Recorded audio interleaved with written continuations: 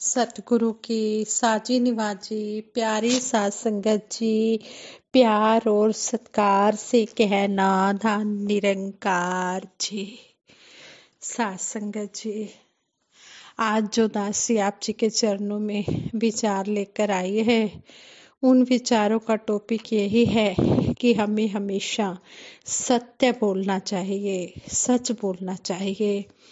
कहते हैं कि साच बराबर तप नहीं, झूठ बराबर पाप, जाके हृदय साच है ताके हृदय आप। कि सत्य के बराबर कोई तपस्या नहीं है और झूठ के बराबर कोई पाप नहीं है। और कहते हैं जो सच बोलता है उसके हृदय में भगवान हमेशा निवास करते हैं। कहते हैं सत्य सदा जो बोलता रखना पड़े न याद, एक झूठ करता सदा सो झूठी फरियाद। कहते कि जो सच बोलता है उसे कुछ भी याद नहीं रखना पड़ता, लेकिन जो झूठ बोलता है उसे एक झूठ को छिपाने के लिए सौ सौ झूठ बोलने पड़ते हैं। तो इसी पर आधारित ये विचार है कि सच और झूठ व्यवहारिक पहलू है। व्यवहारिक पहलू में रिजल्ट की तरफ पहले देखते हैं कि किस रिजल्ट पर पहुंचना है, और उस रिजल्ट पर पहुंचने के लिए चाहे कोई भी इंसान हो वह चालाकी का सहारा लेता है। दुनियावी भाषा में इसे झूठ कह सकते हैं। एक गुनाहगार अपने अपराध को छिपाने के लिए तब तक झूठ बोलता जाता है जब तक वह पकड़ा न जाए। बच्चे अपने टीचर की डांट से बचने के लिए झूठ बोल देते हैं। कई लोग सहानुभूति या सामाजिक स्थिति को कायम रखने के लिए झूठ बोल देते हैं। स्वार्थ झूठ बोलने पर मजबूर कर देता है। कभी कभी बुराई को छिपाने के लिए भी लोग झूठ का सहारा लेते हैं। कितनी बार बच्चे के माता पिता झूठ बोलते हैं कि दरवाजे पर आए मेहमान को बोलें कि पापा घर पर नहीं हैं, तब बच्चे मेहमान को यही बात कह देते हैं। ऐसे ही झूठ का फैलाव होता जाता है। एक झूठ को छिपाने के लिए 100 झूठ बोलने पड़ते हैं, और उन 100 झूठों को छिपाने के लिए असंख्य झूठों की यात्रा शुरू होने के बाद कभी रुकती नहीं है। आदत है खराब बोलो ना कभी झूठ, हानि करे सम्मान की अपने जाए रूठ। कहते हैं कि झूठ बोलने के इतने नुकसान होते हैं कि जब कहते हैं कि झूठ बोलने के इतने नुकसान होते हैं कि जब इनके रिजल्ट निकलते हैं तब पता चलता है, और फिर पश्चाताप ही होता है। पश्चाताप के अलावा कुछ भी हाथ में नहीं आता। कहते हैं कि लेट ऑफिस पहुंचने वाला वर्कर कभी बस ना मिलने या कभी बच्चे की तबीयत खराब होने का बहाना बनाकर अपना बचाव कर लेता है।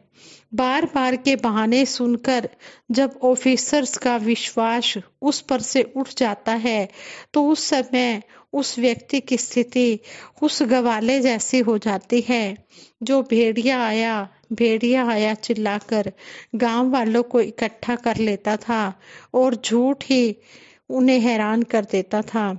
डेली की बात होने के कारण गांव वालों ने उसकी पुकार सुनकर जाना छोड़ दिया। एक दिन सचमुच भेड़िया आ जाने पर, सहायता के लिए चिल्लाने पर कोई नहीं आया और उसकी कितनी ही बकरियां मारी गई। बार बार झूठ बोलकर दूसरों का विश्वास तोड़कर हम झूठ के चक्रव्यूह में फंस जाते हैं और अपना ही नुकसान कर बैठते हैं, जिससे आत्मविश्वास खोने के साथ साथ आत्मबल भी कमजोर होने लगता है। झूठ बोलने की आदत न केवल नैतिक तौर पर आपका पतन करती है बल्कि मानसिक और शारीरिक सेहत के लिए भी नुकसानदायक हो सकती है। ध्यान देने वाली बात तो यह है कि झूठ का चक्रव्यूह मैं रचता हूँ और स्वयं ही उसमें फंस जाता हूँ। एक झूठ का चक्रव्यूह कोई और मेरे लिए रचता है। कई बारी मैं सच्चा होकर भी उसमें फंस जाता हूँ। वहां मुझे चेतनता का इस्तेमाल करना होता है। वहां मुझे चेतनता लानी होती है। निरंकारी राजपिता जी एक कहानी के माध्यम से हमें समझाते हैं कि किसी गांव में एक व्यक्ति रहता था। एक बार वह दान में मिली हुई एक बकरी के बच्चे को अपने घर लेकर जा रहा था। रास्ते में 3 ठगों ने उस बकरी को ठगने की योजना बनाई। तीनों अलग अलग जगह पर खड़े हो गए। सबसे पहले ठग के पास से जब वो बकरी वाला व्यक्ति गुजरा तो उस पहले ठग ने उस गुजरते हुए व्यक्ति से कहा कि तुम क्या अनर्थ कर रहे हो, अपने साथ एक कुत्ते को अपने कंधे पर उठा कर ले जा रहे हो। वह व्यक्ति बोला, यह कुत्ता नहीं है, यह तो बकरी है। थोड़ी देर बाद फिर दूसरा ठग मिला। उसने भी यही कहा कि आपको अपने कंधे पर कुत्ता नहीं उठाना चाहिए था। वह व्यक्ति उसे भी यही बात कहकर आगे निकल गया कि यह कुत्ता नहीं है, यह बकरी है। तीसरे ठग ने भी कुत्ते को पीठ पर लादे जाने का कारण पूछा तो उस व्यक्ति ने सोचा, हो न हो मेरी आंखें ही धोखा खा रही है, इतने लोग झूठ नहीं बोल सकते, बकरी नहीं यह कुत्ता ही है। और उस व्यक्ति ने बकरी के बच्चे को कंधे से उतार दिया, यह समझकर उतार दिया कि यह कुत्ता ही है। ठगों ने बकरी के बच्चे को उठा लिया और अपने घर की ओर चल दिए। एक ही झूठ को बार बार बोलने पर वह झूठ सच जैसा जान पड़ता है और लोग धोखे का शिकार हो जाते हैं। मनुष्य को अगर इस झूठ के चक्रव्यूह से बचना है तो धर्म को अपनाना होगा। प्रत्येक धर्म सच बोलने को प्रेरित करता है, क्योंकि सच कहने से मनुष्य के अंदर संतों के गुण जगते हैं। अगर मनुष्य को अपने आप को बड़ा बनाना है और उसे लगातार अपनी ऊर्जा को बढ़ाना होगा, अपने अवगुणों को दूर करना होगा। इसकी शुरुआत सच बोलने से कर सकते हैं। साथ संगत जी, सतगुरु माता सुदीक्षा जी महाराज भी हमें अक्सर यही समझाते हैं कि जब भी हम सतवचन करते हैं तो हम पहले उस बात पर विचार करें कि ये जो हमें सेवा के लिए या किसी भी बात के लिए बोला जा रहा है, इस पर हमने सतवचन करना है या नहीं करना है। हमने सोच विचार कर भक्ति करनी है और भक्ति करते समय हमने चेतन रहना है, सजग रहना है। सतगुरु बाबा हरदेव सिंह जी महाराज भी संपूर्ण हरदेव बानी के इस शब्द द्वारा हमें समझाते हैं कि चेतन और सजग रहकर जो भक्ति करता जाता है, कहे हरदेव सुखों से वह अपना दामन भरता जाता है। कि जो अलर्ट रहता है, जो हमेशा सजग रहता है, चेतन रहता है, वह सुखों से अपना दामन भरता जाता है। और फिर हमें समझाया जाता है, मेरा डोले ना इतबार बख्शो, श्रद्धा भक्ति प्यार करा मैं संता न सत्कार। कि सतगुरु ने हमें ये इतना अनमोल खजाना, ये ब्रह्म ज्ञान दिया है। हम इस ब्रह्म ज्ञान को लेकर फिर किसी भी भरम भुलेखे में ना पड़े। हम अपने सतगुरु के कहे अनुसार भक्ति करते चले जाएं। दुनिया में भटकाने वाले बहुत मिल जाते हैं, दुनिया में उलझाने वाले बहुत मिल जाते हैं, सच के रास्ते से मोड़ने वाले बहुत मिल जाते हैं, लेकिन हमने अटल रहना है, अपना विश्वास पक्का रखना है और इस ज्ञान पर हमने अपना दृढ़ विश्वास बनाकर रखना है। किसी की बातों में आकर हमने अपने विश्वास को डुलायमान नहीं करना है।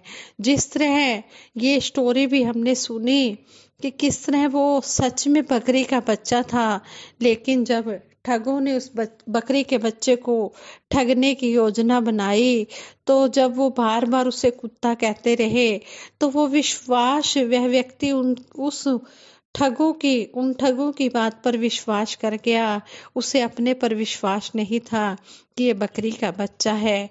वो अगर अपनी बात पर अड़िग रहता, अटल रहता, विश्वास रखता तो वो बकरी का बच्चा अपने हाथ से खोने ना देता।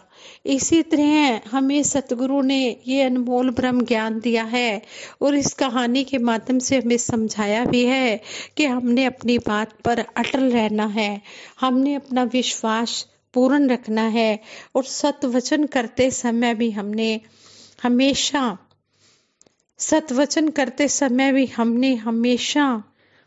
सच का सहारा लेना है और जो उस बात को भी हमने सोच समझ कर सतवचन करना है। सतवचन का रिजल्ट हमेशा अच्छा होता है और झूठ का प्रभाव विनाशकारी होता है। जो सदा सच बोलता है उसे सबसे बड़ा लाभ तो यही होता है कि बोले गए सच को याद नहीं रखना पड़ता, पर झूठ को याद रखना होता है कि क्या बोला था। फिर भी झूठ का रूप हर बार अलग अलग होने के कारण वह पकड़ा जाता है।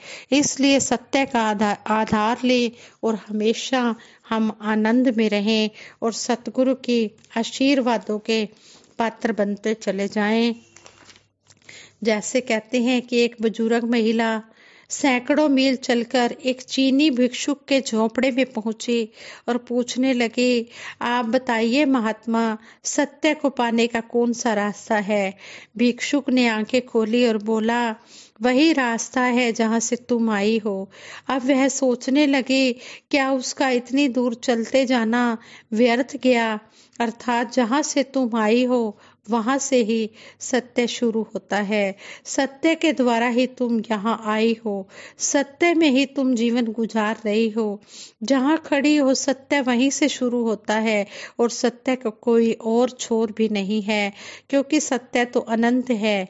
यह भी सत्य है कि सत्य का रास्ता अपने आप नहीं मिलता। सत्य की जानकारी, सत्य को जानने वाला सतवचनी होता है। पावन ग्रंथ गीता में समय के सतगुरु श्री कृष्ण जी भी फरमाते हैं, जो मुझे जानता है वही दूसरों को जना सकता है। अर्थात ब्रह्म ज्ञानी ही ब्रह्म का ज्ञान दे सकता है, सत्य को समझा सकता है।